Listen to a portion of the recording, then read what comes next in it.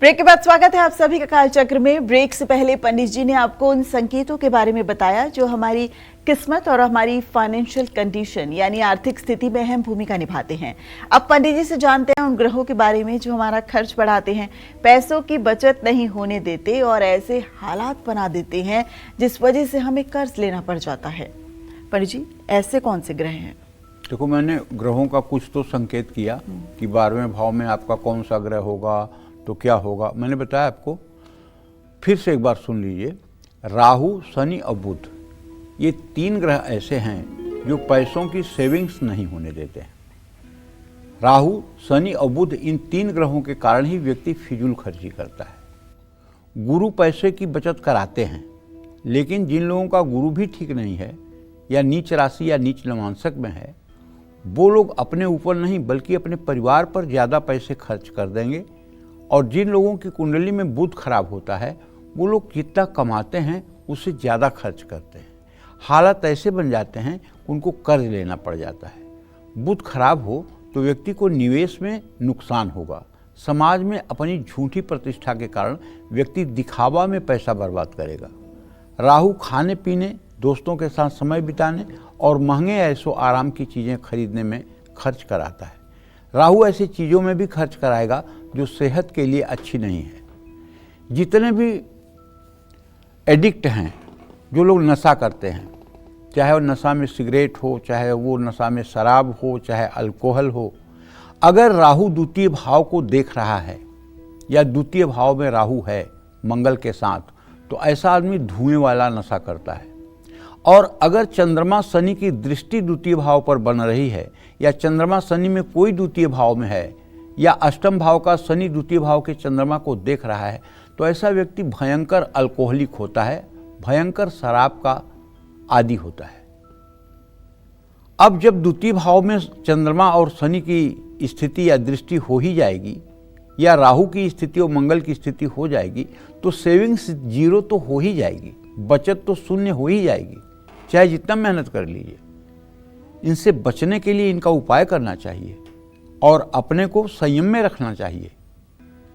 व्यक्ति इलेक्ट्रॉनिक सामान पर बार बार अगर खर्च कर रहा है तो आपको मानना चाहिए कि इस व्यक्ति की शनि की स्थिति बहुत ही खराब है, चाहे गोचर में शनि खराब है और चाहे जन्म कुंडली में शनि खराब है। अगर आपकी गाड़ी बार बार ठुक रही है, लड़ रही है, आए दिन पंचर हो रही है और उस पर ज़रूरत से ज़्यादा आपको पैसा खर्च करना पड़ रहा है, तो आपको देखना चाहिए कि कहीं आपके कुंडली में स्वगृही बृहस्पति चतुर्थ भाव में तो नहीं है, कहीं आपके कुंडली में शनि पीड़ित तो नहीं है, कहीं आपकी कुंडली के सप्तम और अष्टम भाव का स्वामी शनि तो नहीं है। क्यों? क्योंकि जब चतुर्थ भाव का स्वगृही बृहस्पति होता है तो ऐसा आदमी अगर मकान के लिए टोकन मनी देता है तो बेईमानी हो जाती है, मकान के लिए कुछ पैसे जमा करता है तो उसमें लिटिगेशन आ जाता है और मकान अंत तक मिल नहीं पाता है, और अगर मकान मिल भी जाए तो किसी न किसी कारण से बिक जाता है, मकान का सुख नहीं मिल पाता है। तो ऐसे व्यक्ति को चाहिए कि अपने पत्नी, भाई, बाप, माँ, बच्चों के नाम से प्रॉपर्टी खरीदे। और यही स्थिति शनि की है। अगर शनि छठे, 7वें, 8वें या 12वें घर का स्वामी हो जाए तो ऐसे व्यक्ति को, ऐसे जातक को वाहन अपने नाम से नहीं खरीदना चाहिए। ऐसे लोगों को लोहा सूट नहीं करता है, और जब लोहा सूट नहीं करेगा वो आप खरीदेंगे तो उससे सिर्फ और सिर्फ आपकी बर्बादी होगी। ये भी बातें तो सोचने की है ना, सबको सब चीज़ें सूट नहीं करती हैं। तो जिन लोगों की कुंडली में मुख्य ग्रह राहु या शनि के प्रभाव में हैं, ऐसे लोगों को काफ़ी मेहनत के बाद ही पैसे का सुख मिलता है। और जिन लोगों पर शनि की 7.5 चल रही है, उनको भी पैसों के लेन देन और निवेश से बहुत सावधान रहना चाहिए। लेकिन ऐसा नहीं है कि 7.5 का 7.5 साल आपके लिए खराब होगा, ऐसा बिल्कुल कदापि मैं नहीं मानता हूँ। हाँ, मैं ये मानता हूँ कि 7.5 का कुछ फेज ऐसा होता है जिसमें अगर आप अन्यायपूर्वक धनोपार्जन कर रहे हैं, जैसे आप व्यवसायी हैं, जीएसटी की चोरी कर रहे हैं और इनकम टैक्स की चोरी कर रहे हैं, इस तरह के आप गलत काम कर रहे हैं, तो फिर कानून के शिकंजे में आकर के आपकी आर्थिक स्थिति खराब हो सकती है।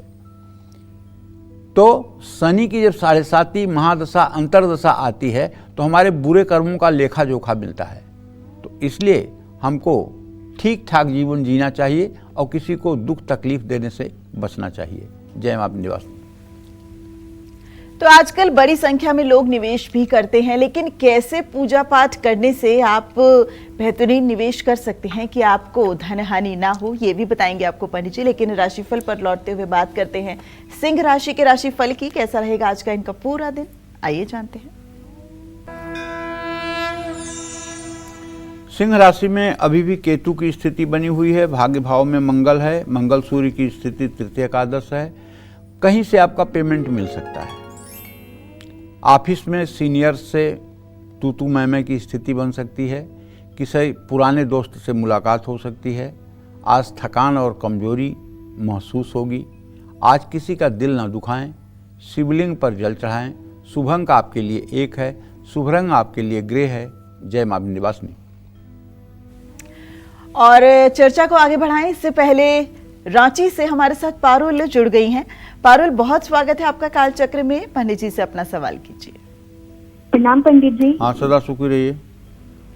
पंडित जी, मेरा नाम पारुल है। मेरी डेट ऑफ बर्थ 9 फरवरी 2001, सुबह 8:15 बजे, अंबाला कैंट हरियाणा में। पंडित जी, मुझे अपने करियर के बारे में पूछना था। मैं 1.5-2 साल से सरकारी नौकरी के लिए तैयारी कर रही हूँ, कब तक लग जाएगी? और पंडित जी, मेरी मम्मी बहुत ज्यादा मेरी शादी के लिए टेंशन में रहती है और मतलब मुझे कभी कभी डिमोटिवेट कर देती है, तो उसके बारे में भी बताइए। और मेरे भाई का नाम हरिओम सिंह है। 19 अप्रैल 2008 में उसका जन्म हुआ है, शाम को 6:55 पे, अंबाला हरियाणा में।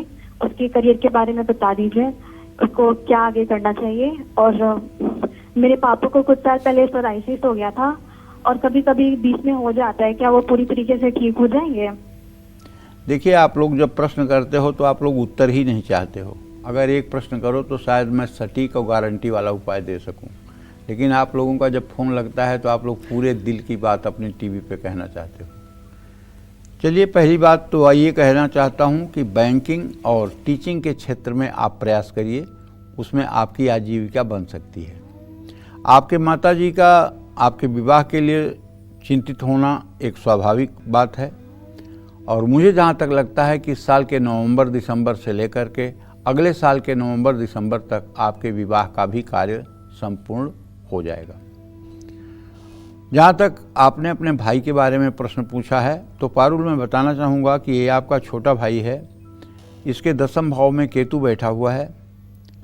इसको आप कॉमर्स की पढ़ाई करवाइए, इसको कॉमर्स की पढ़ाई में आगे बढ़ाइए।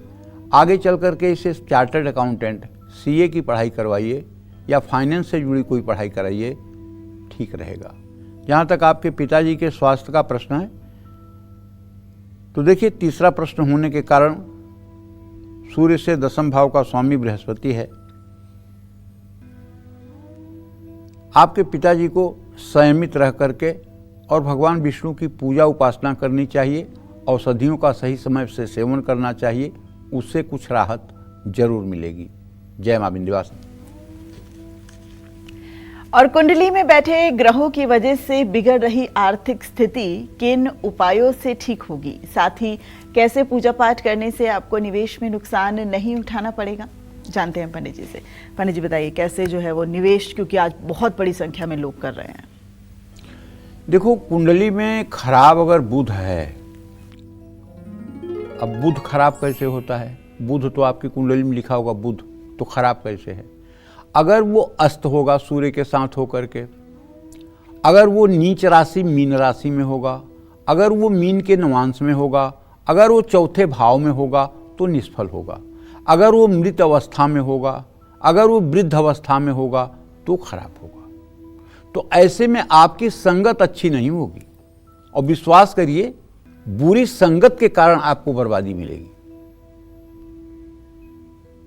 ऐसे लोगों को चाहिए कि ओम बुंग बुधाय नमः का 10 माला जप 41 दिनों तक जरूर करें, और एक सफेद झंडा जिसमें बीच में ओम लिख दें और उसे ले जाकर के बुधवार को पीपल के पेड़ में बांध दें, और हर 40 दिन के बाद ये झंडा बदलते रहें।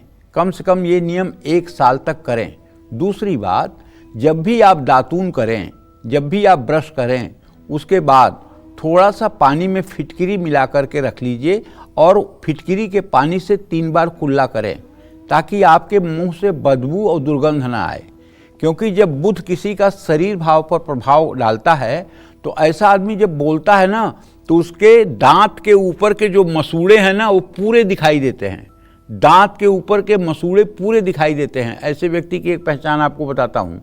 और ऐसा व्यक्ति लाख कोशिश करने के बाद भी संपन्नता का जीवन नहीं जी पाता है, जिससे बात करते समय ओठ के मसूड़े दिखाई देते हैं। तो ऐसे व्यक्ति को तो फिटकिरी के पानी से रोज कुल्ला करना चाहिए। इससे धीरे धीरे मसूड़ों का दिखना बंद हो जाता है और संपन्नता भी आने लगती है। और ऐसे व्यक्ति को भगवान गणेश की उपासना करनी चाहिए। साल में 1 से 2 बार तक, ज़्यादा नहीं कर सकते तो 1 बार ही सही। माघ में जो संकष्टी गणेश चतुर्थी होती है कृष्ण पक्ष में, या भादों में जो गणेश चतुर्थी होती है, उस दिन आपको अपने घर में एक नई गणेश जी की प्रतिमा लानी चाहिए और 1000 लड्डू बनवाना चाहिए, 1000 दुर्वा रखनी चाहिए। गणेश जी की पूजा करने के बाद एक बड़े थाल में गणेश जी के लिए 1000 लड्डू और 1000 दुर्वा गणेश सहस्त्र नामावली के हिसाब से मंत्र बोलते हुए समर्पित करना चाहिए। और ब्राह्मण को दक्षिणा और वस्त्र देना चाहिए, भोजन कराना चाहिए। और वो जो प्रसाद 1000 लड्डुओं का है उसे अपने इष्ट मित्रों में, रिश्तेदारों में बांटना चाहिए। ये उपाय अगर हर साल आप करते रहें तो बुध की खराब स्थिति भी आपके जीवन को प्रभावित नहीं कर पाएगी। हाँ, गणेश अथर्वशीर्ष का पाठ भी आपको करना चाहिए। और 45 दिनों तक साबुत मूंग के 5 दाने नदी में आप प्रवाहित कर सकते हैं।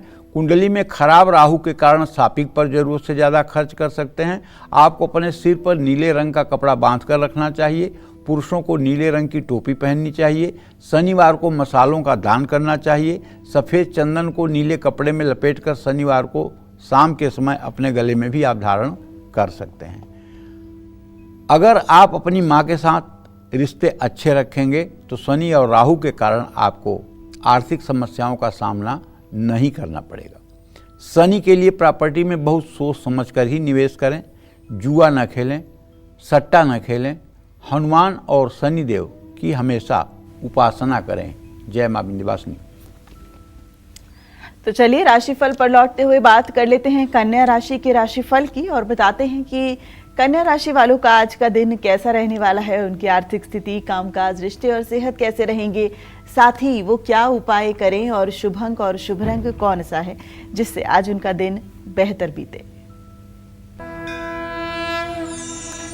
देखिए, कन्या राशि का स्वामी बुध इस समय सूर्य के साथ मिथुन राशि में और आजीविका के स्थान में गोचर कर रहा है।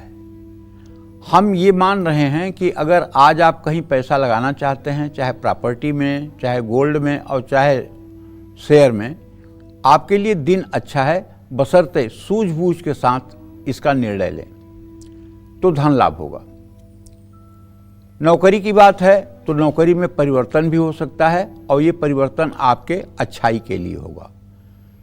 परिवार में किसी बात पर अनबन भी हो सकती है, कोशिश करें अवॉइड करें। काम को लेकर ज़्यादा तनाव न लें, व्यर्थ का गुस्सा धन हानि करा सकता है। छोटी कन्याओं में हलवा बांटें। शुभ अंक आपके लिए 9 है, शुभ रंग आपके लिए पीला है। जय मां विंध्यवासिनी।